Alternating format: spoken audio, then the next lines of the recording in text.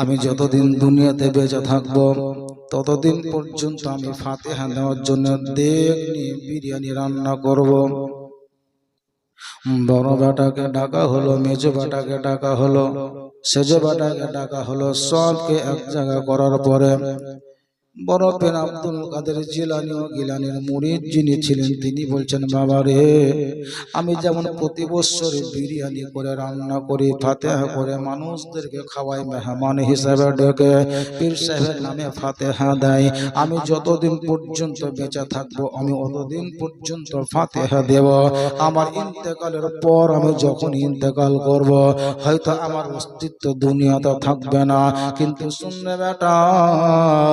আমি আমার ছেড়ে যাওয়া মালপত্রগুলো তোমাদেরকে দিয়ে চলে যাব, কিন্তু তোমরাও যতদিন বাঁচবে